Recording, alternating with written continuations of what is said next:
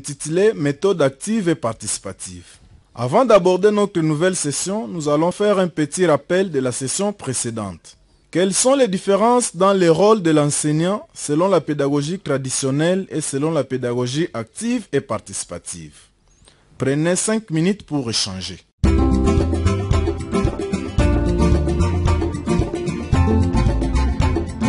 Bienvenue au module 4, session D, chapitre 2. À présent, nous allons aborder notre deuxième session sur les principes de base de la pédagogie active et participative. Cette session a 4 objectifs. Objectif 1, définir les concepts principes, principes de base, principes de la pédagogie active et participative. Le deuxième objectif est d'identifier les principes de base de la pédagogie active et participative. Le troisième objectif est d'expliquer les principes de base de la pédagogie active et participative. Le tout dernier objectif est de montrer l'importance des principes de la pédagogie active et participative. À présent, nous allons passer à un autre point, celui de définir quelques concepts de base de notre session. Un principe est une règle ou une norme sur laquelle est fondée une recherche. Maintenant, passons à la définition du principe de la pédagogie active et participative. Le principe de la pédagogie active et participative est une règle de conduite sur laquelle se base toute action éducative qui met l'élève au centre de son apprentissage. Maintenant, voyons de plus près le principe de base de la pédagogie active et participative. Cette dernière exige le recours aux méthodes et techniques actives et participatives. Elle est principalement axée sur 4 principes didactiques: l'activité, la participation, l'anticipation et la coopération. Nous allons explorer ces 4 principes didactiques pour approfondir nos connaissances. Le prochain chapitre sont de petites vidéos sur ces 4 principes. Dans chacune des vidéos, observez ce que fait l'enseignant et ce que font les apprenants. Bienvenue au module 4, session D, chapitre 3. L'apprentissage actif permet à l'élève de relier les connaissances, les attitudes ou les compétences à ses besoins. Il s'agit d'enseigner à l'élève comment apprendre, prendre des décisions sur ce qu'il éprouve et les actions à entreprendre. Allons voir un enseignant dans sa classe de 2e année. Observez cet arbre. Regardez là. Quel est le nom de cet arbre? Oui, mamie. C'est l'avocatier. C'est juste? Oui. Bravo pour l'ami, bravo.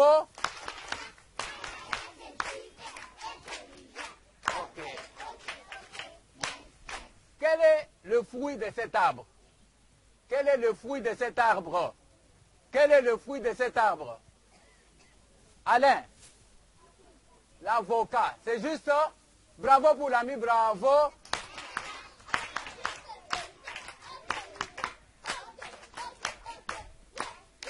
Qui connaît d'autres fruits?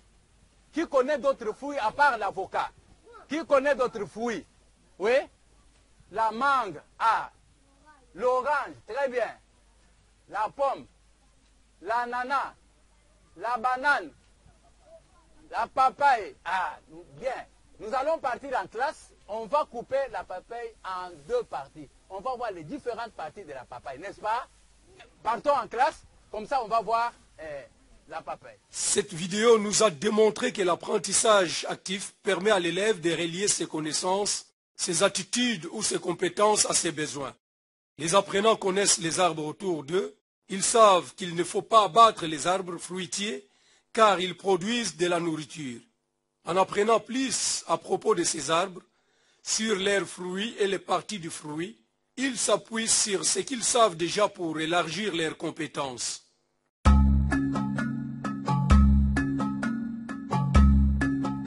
Prenez 10 minutes pour échanger entre vous sur quelles activités vous pourriez organiser pour encourager l'apprentissage actif dans vos classes. Elles peuvent être à l'intérieur comme à l'extérieur. Merci.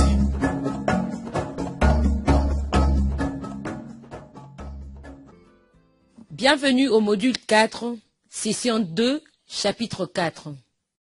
L'apprentissage participatif permet à l'élève d'exécuter la plupart des activités. Il analyse, étudie des idées, résout des problèmes et applique ce qu'il apprend. Allons voir une enseignante dans sa classe de 3e année lors d'une leçon de résolution de problèmes en mathématiques. Elle utilise des exemples d'articles qu'on achète au marché. Nous allons lire notre problème d'aujourd'hui. Vous avez 800 francs congolais. Vous voulez acheter des stylos et des gommes. Les stylos coûtent 100 francs et les gommes coûtent 50 francs. On a 3 questions. La première question, qu'est-ce que vous décidez d'acheter? Alors très bien, on a bien compris, maintenant on va se mettre en groupe. On va dire dans notre groupe combien de stylos on veut acheter. Chacun va dire cela. Mettons-nous en groupe de 4.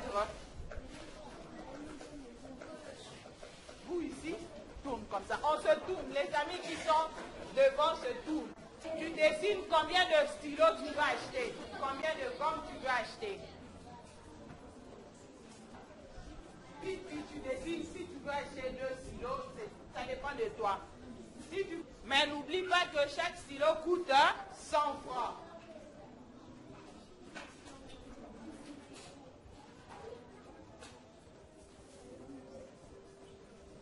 Alors, si tu as dessiné 3 stylos, tu écris à côté combien? 300. Celui qui a dessiné un stylo, il écrit combien? 100 francs. Très bien. Ne fasse pas, tu écris seulement le livre. Quel est le groupe qui veut montrer son travail? Ah, le groupe là-bas veut montrer son travail. Alors, quelqu'un peut passer devant pour montrer ce qu'il a fait aux amis. Alors, notre ami va nous expliquer, il a dessiné combien de stylos. Montre, tu as dessiné combien de stylos? J'ai dessiné 1, 2, 3. Fatima t'a dessiné 3 stylos. Ça coûte combien, Fatima? 3 stylos coûtent 300 francs. Très bien. Tu as dessiné encore combien de gommes? Il a dessiné 4 gommes, ça coûte combien? Très bien.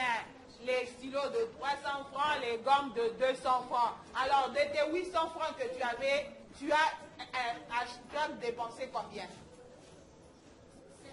Il a dépensé 500 francs. Alors, tu avais 800 francs, tu as dépensé 500 francs. Tu es resté avec combien?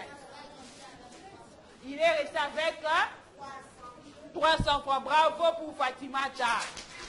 Bien, merci. Je vais prendre un deuxième groupe. Allez, notre ami ici va passer. Ah, très bien. On regarde le travail de Mboyo. Mboyo a dessiné, c'est grand. Tout le monde voit, on peut même voir de loin.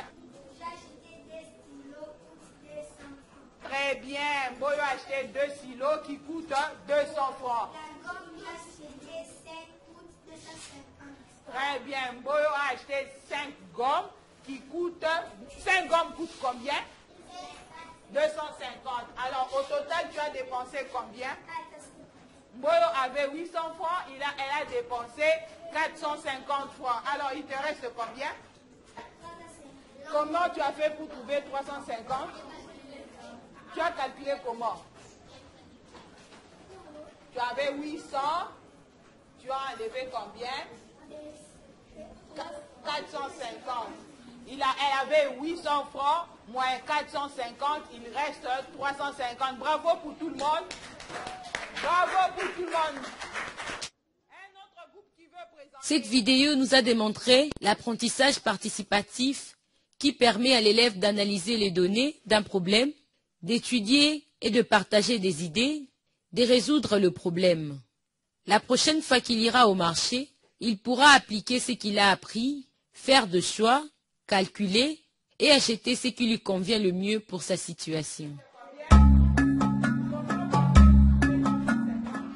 Prenez 10 minutes pour échanger entre vous sur quelle activité participative vous pourriez organiser dans vos classes. Merci. 4. Session 2, chapitre 5. L'apprentissage anticipatif permet à l'élève de résoudre les problèmes actuels et ceux qui se poseront à lui dans l'avenir. Allons voir un enseignant dans sa classe de 5e année alors qu'il se prépare à lire un texte complexe. Nous allons lire un texte dans le livre qui parle de la discrimination. Mais j'aimerais d'abord savoir, c'est quoi la discrimination? Massamba. Bravo. Vous avez entendu? Oui. Qu'est-ce qu'il a dit? Kapinga.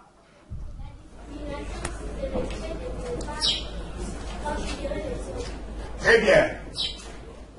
Qui peut nous donner un exemple de la discrimination? Bafuta. Bravo.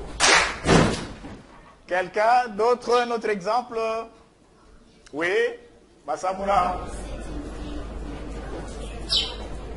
Bravo. Alors maintenant, écoutez-moi bien. Je vais dire une phrase et vous allez vous lever si vous êtes d'accord. Vous resterez assis si vous n'êtes pas d'accord. C'est compris? Oui. Alors, écoutez-moi très bien. Écoutez très bien. Il y a des carrières qui sont spécialement pour les filles, les femmes, et d'autres carrières qui sont spécialement pour les hommes. Carrière, c'est quoi? Kidimbu. Vous avez tous entendu? Oui. C'est quoi il a dit? Keto. Bravo. Alors, vous vous lèverez si vous êtes d'accord et vous resterez assis si vous n'êtes pas d'accord. Je reprends. Il y a deux carrières du travail qui est spécialement pour les hommes et deux carrières qui sont spécialement pour les femmes. Levez-vous si vous êtes d'accord, restez assis si vous n'êtes pas d'accord.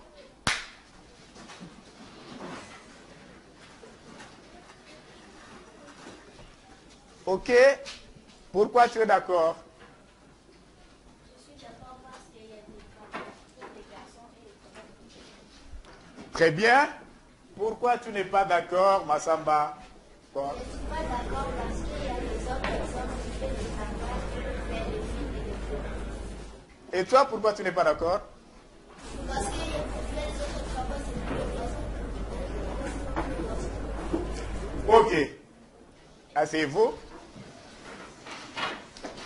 Oui, la phrase suivante, c'est celle-ci. Quand une femme fait le même travail qu'un homme, elle doit avoir le même salaire. Salaire, c'est quoi? Oui? Lutumba?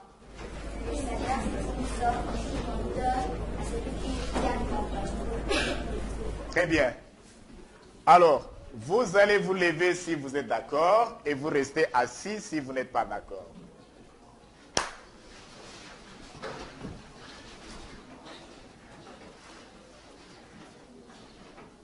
Tabitha, pourquoi tu es d'accord? Je suis d'accord parce qu'elle fait les mêmes travaux. Très bien. Et ceux qui ne sont pas d'accord, où êtes-vous? Je ne vous vois pas. Pourquoi tu n'es pas d'accord, Massamuna?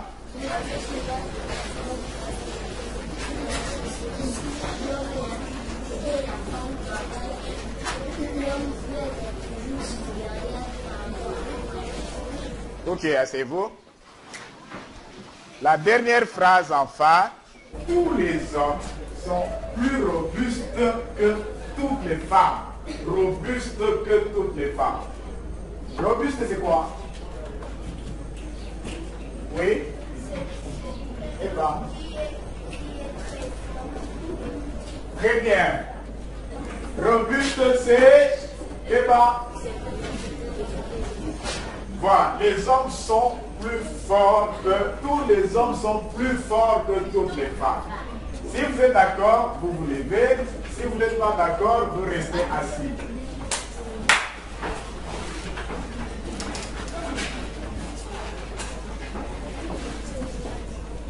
Tu n'es pas d'accord, pourquoi?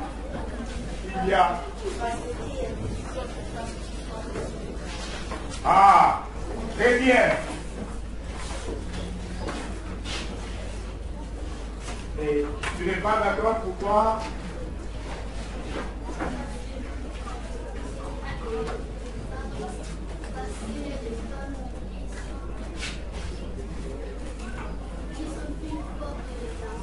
Ok.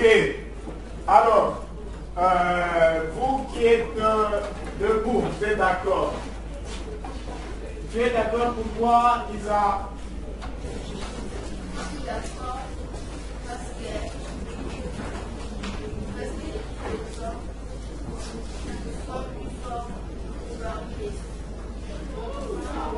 C'est son point de vue. Et tu es d'accord pourquoi? Isaac? Ok, asseyez-vous. Cette vidéo nous a démontré l'apprentissage anticipatif qui permet à l'élève d'explorer et résoudre les problèmes actuels pour mieux gérer ceux qui se poseront à l'avenir. En demandant aux élèves d'échanger sur les idées principales avant de lire les textes, l'enseignant anticipe pour ses apprenants quels seront les problèmes de vocabulaire et quels seront les problèmes de compréhension. Les apprenants anticipent ce qui sera lu, quelles idées seront exploitées et pourront alors en tirer plus de connaissances et, dans certains cas, ajuster leurs attitudes.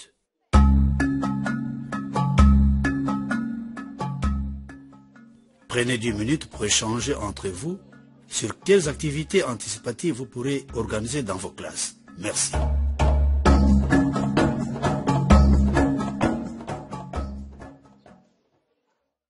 Bienvenue au module 4, session 2, chapitre 6. L'apprentissage coopératif permet à l'élève d'apprendre avec ses camarades de façon complémentaire et mutuelle.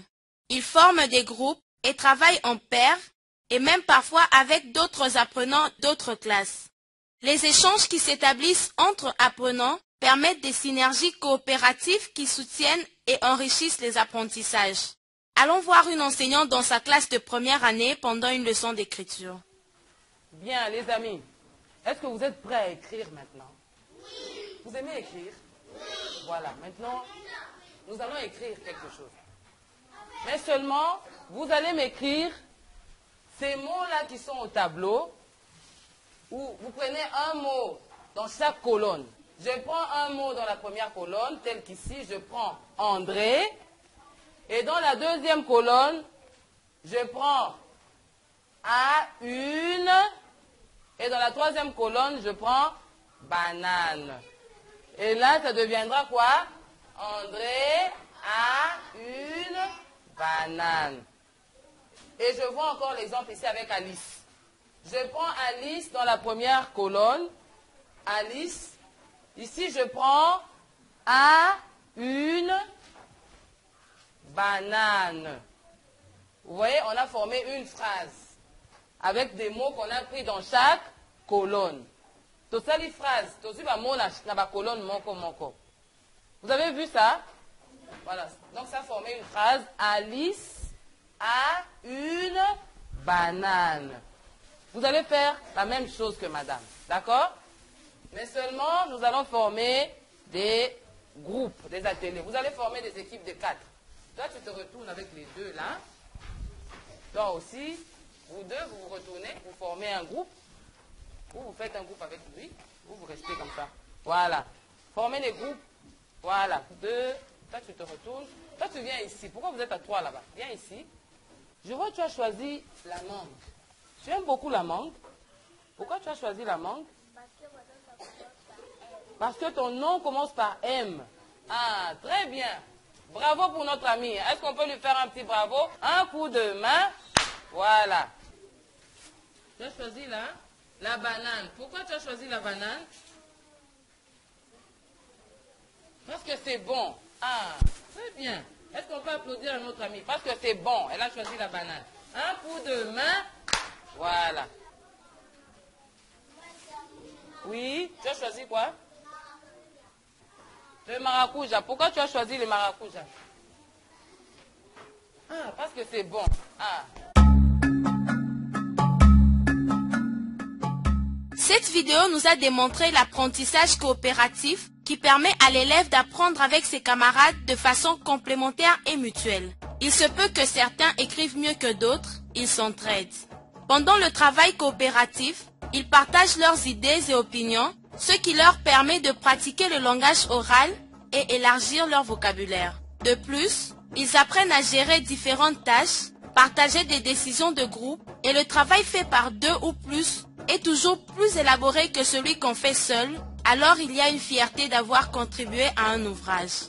Prenez 10 minutes pour échanger entre vous sur quelles activités coopératives vous pourriez organiser dans votre classe. Merci.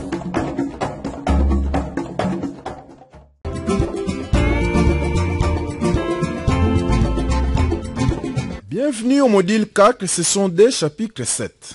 Maintenant, nous allons explorer la pédagogie active et participative pour mieux comprendre pourquoi elle est importante. Eh bien, la pédagogie active et participative est importante parce qu'elle incite les enseignants d'une part et les élèves d'autre part à tenir compte de la nature et des besoins de l'enfant pour un apprentissage réussi. Faisons quelques exercices pour une bonne assimilation. Expliquez la manière dont l'interaction se fait entre l'enseignant et ses élèves en situation de classe. Vous avez 10 minutes pour échanger.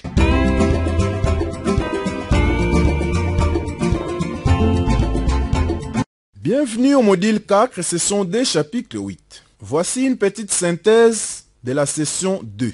Nous avons appris que la pédagogie active et participative privilégie l'apprentissage coopératif qui permet à l'élève d'apprendre avec ses camarades de façon complémentaire et mutuelle. Les activités devraient être anticipatives et participatives. Tout cela crée des synergies coopératives qui soutiennent et enrichissent les apprentissages.